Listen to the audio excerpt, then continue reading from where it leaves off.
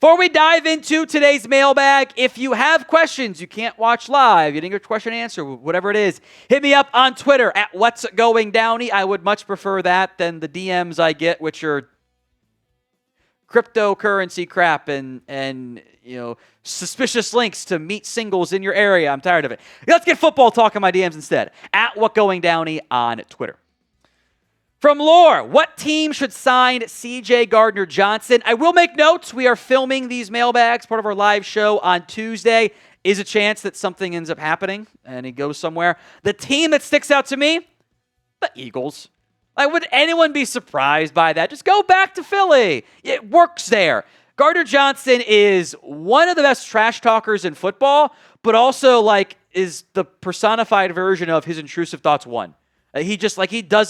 He lacks control sometimes. And there were a lot, already come out. The issues in Houston were not good. Criticizing teammates, complaining about teammates' pay, big no-no. Not doing his assignments properly, just going rogue. Requested a trade. It was all kinds of bad. But Philadelphia, it works there. So I wouldn't be shocked if Philadelphia ends up being a potential fit there for CJ Gardner Johnson. Marcos Mann, Chiefs and Vikings. Who do you think is NFC Player of the Week? There is one right answer. This will come out officially before this video goes out on demand. It's Isaiah Rodgers of the Vikings. If anyone votes for anything other than Rodgers, they don't know ball. That was a generational performance. The stuff he did against the Bengals had never been done before and will never be done again. It was wildly impressive from Rodgers, and he deserves it. It's a no-brainer. From Betty, how about a Russell Wilson trade? I wouldn't be shocked if Russ is on board with that, but I do genuinely wonder who's going to trade for him. The Bengals are a very much murky quarterback situation, but I don't think Russ is good. He let up the Cowboys. Okay, that defense is terrible. Come on, that's not a good example, frankly. I wonder if it's over for Russ. It didn't work in Denver. It didn't work in Pittsburgh. It didn't work in New York. That's 3 chances you've had. You don't normally get a 4th, especially at his age. Unless a bigger name goes down, and there's some comfort level there, which I doubt. I don't know if Russ is going to be an option. So predictions: will the Giants trade Russell Wilson? Y for yes, N for no. Let me know in the comments section of today's show. Will the Giants trade Russell Wilson? From Cobra Kai World, Bradley Chubb to the Niners for a 5th-round pick. Let me make sure I pull up the Bradley Chubb contract because that's kind of complicated there.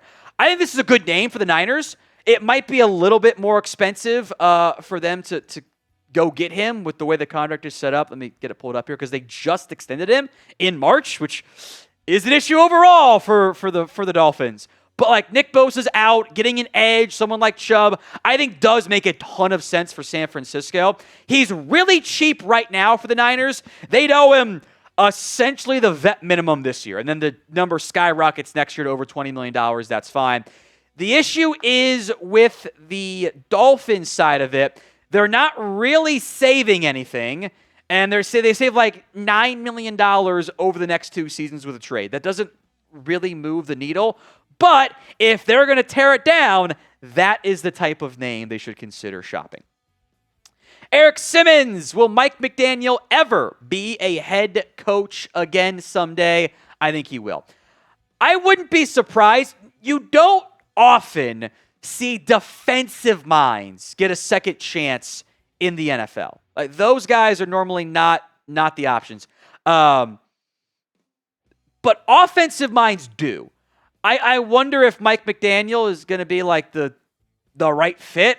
I think he's a little bit weird. Is that not to be mean, but he is a unique guy. He's clearly not a disciplinarian. Someone's going to give him a shot as an offense coordinator, and if that works, someone will probably give him a shot as a head coach. But it's probably going to take a little bit of time on that front.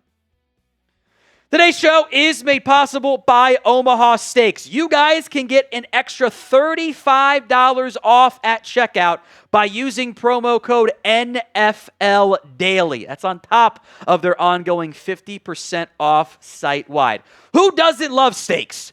I would argue there's nothing more American than a delicious medium rare cooked steak. That is the way I prefer it. We recently had the newborn, had some Omaha Steaks set aside.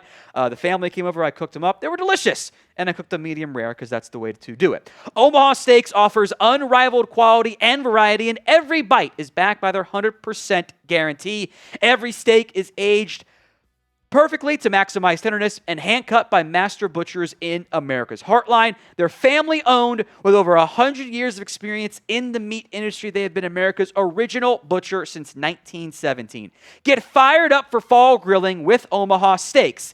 Visit omahasteaks.com for 50% off site-wide during their Red Hot Sale events. And for an extra $35 off, use promo code NFL Daily at checkout. That's 50% off at omahasteaks.com and an additional $35 off with promo code NFL Daily at checkout. See site for details. Link and said promo code NFL Daily will be in the comment section and the description of today's show. From the J Theory, Jungian, I don't know how to pronounce it. Should the Arizona Cardinals move on from Kyler Murray after the season ends? Not sure if the problem is Kyler or the OC or both at this point. I would not be surprised if we revisit the Kyler Murray conversation of like potentially moving on from him at the end of the season. I kind of threw it out there as like, hey, maybe this offseason didn't turn out that way.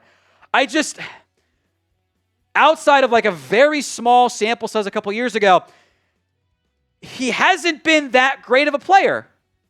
Like he's been fine, but they didn't restructure his contract this year or last year. Like they've left that door open to bailing on the contract if they want to. He's got a $53 million cap hit. They'd save, $18+ million with a trade. I think it's doable. I think it's very doable that they move on.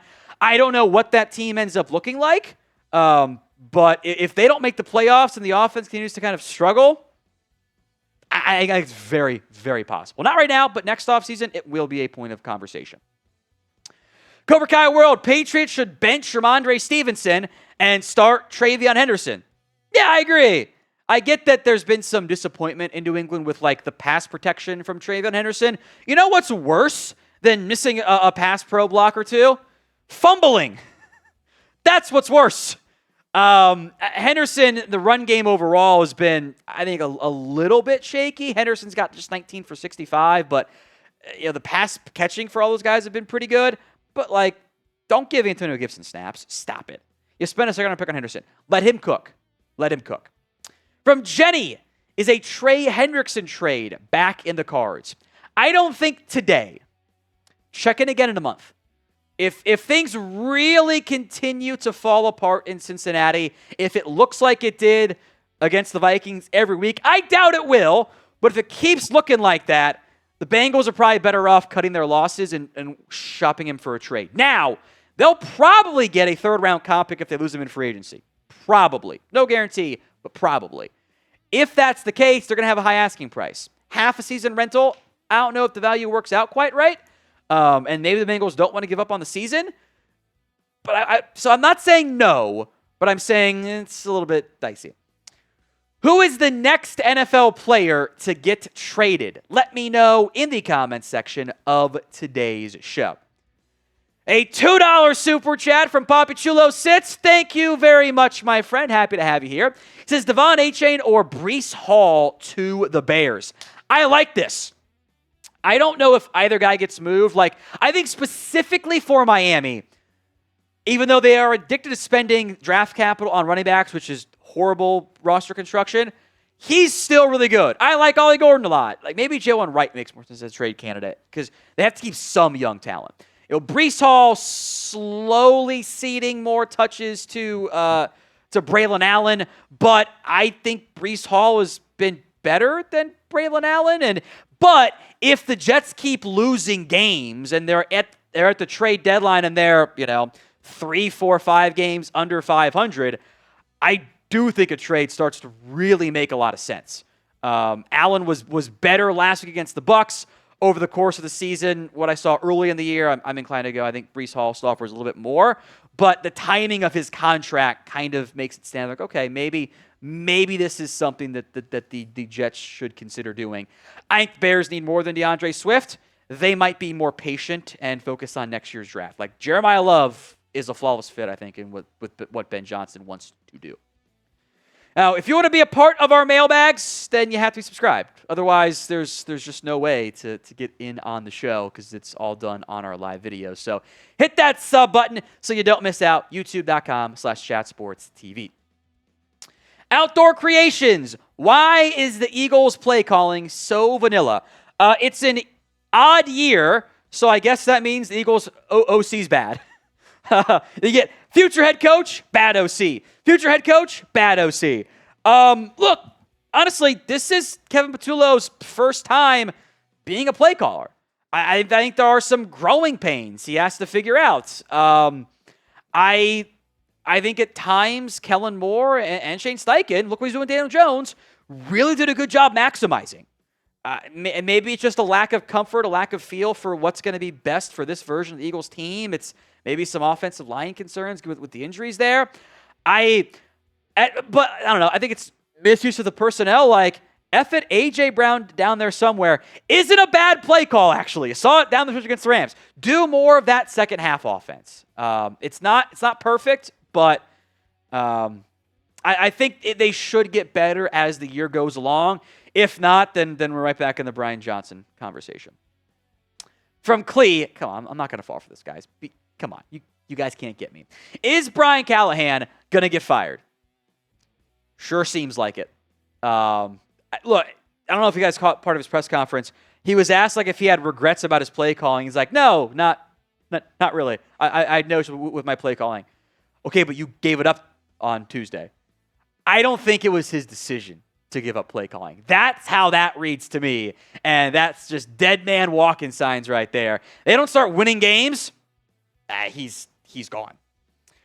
Who do you think will be the first NFL head coach fired? Let me know in the comments section of today's show. Eric Simmons, can the Giants turn their season around with Jackson Dart? I honestly think it's going to be really challenging. And that's not a slight against Jackson Dart. It's a testament to just this gauntlet the Giants face. Here's their schedule. Ready for this? Home against the Chargers. At the Saints. It's a must-win game. They have to win that one. Home against the Eagles. At the Broncos. At the Eagles. Home against the Niners. At the Bears. Home against the Packers. At the Lions to wrap up November. And then you still got Patriots, Commanders, Vikings, Raiders, Cowboys. That schedule sucks, man. They got screwed. They had the toughest schedule in football going into the season. Like, I would love it if they could.